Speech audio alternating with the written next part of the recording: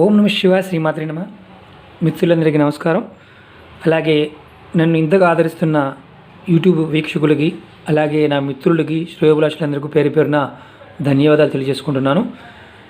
మనం తెలుసుకోబోతున్న సబ్జెక్ట్ ఏంటంటే, చాలామంది మిత్రులు నన్ను అడిగింది డబ్బు సంపాదన నిలబడటం లేదు, సంపాదించిన డబ్బు ఇంటికి తీసుకొచ్చిన తర్వాత నిలబడటం లేదు, ఏం చేయాలి?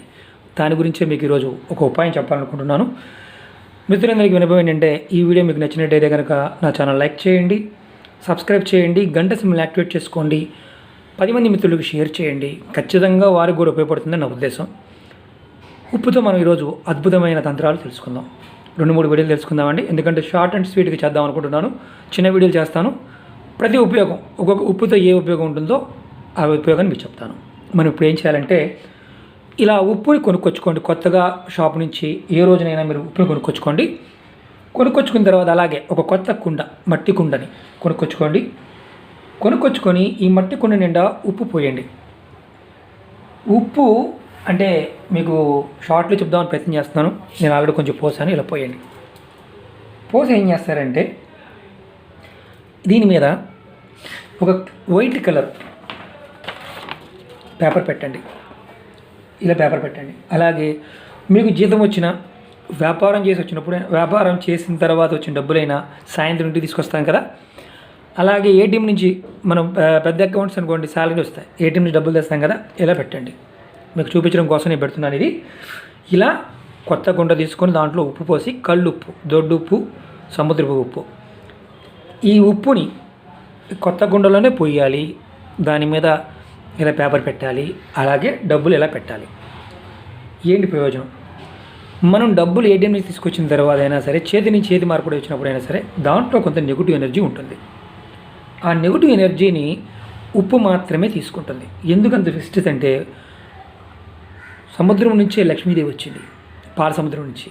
ఎందుకంటే లక్ష్మీదేవికి ఉప్పు అంటే చాలా ఇష్టం. ఉప్పుతో చాలా తంత్రాలు ఉన్నాయి, రకరకాల ఉప్పు ఉన్నాయి. మీకు ముందు నేను చెప్తాను అది కూడాను. ఇప్పుడు ఇలా పెట్టి రాత్రి పెట్టేస్తే పొద్దున వరకు ఇలా ఉంచండి. ఉదయాన్నే మీరు తీసుకొని మీ అవసరాల కోసం, ఖర్చుల కోసం, అలాగే ధనాన్ని దాచుకోవడం కోసం ఈ డబ్బును వాడుకోండి. మీరు తీసుకొచ్చిన డబ్బుని తర్వాత మళ్ళీ ఇది ఏం చేయాలండి? ఉప్పుని ఇలాగే ఉంచాలా? ఏం చేయాలి? ఇలా ఈ పేపర్ని, ఈ కుండని ఇలాగే ఇంట్లో పెట్టుకోండి. ఎప్పుడు డబ్బులు వచ్చినా సరే అలా పెట్టండి. ఇది ఎక్కడ పెట్టుకోవాలి? మీ ఇంట్లో దేవతా మందిరంలో కానీ, ఉత్తర భాగంలో కానీ, ఏదైనా అలమర ఉన్నా సరే అక్కడైనా పెట్టుకోవచ్చు. ఉత్తర భాగం అలమరలో పెట్టుకోండి, చాలా మంచిది. దీనివల్ల లాభం ఏంటి? ఈ డబ్బులో ఉండే నెగిటివ్ ఎనర్జీ ఉప్పు లాగేసుకుంటుంది.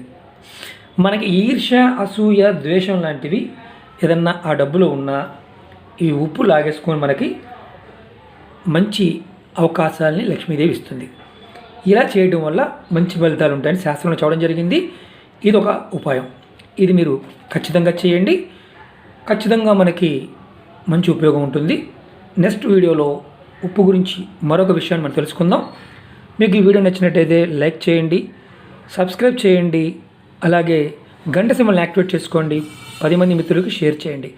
ఓం నమ శివాయ శ్రీమాత్రే నమ. ఇది ధనం నిలబడడానికి ఈ ఉపాయం. నెక్స్ట్ వీడియోలో ఇంకో ఉపయోగం గురించి తెలుసుకుందాం.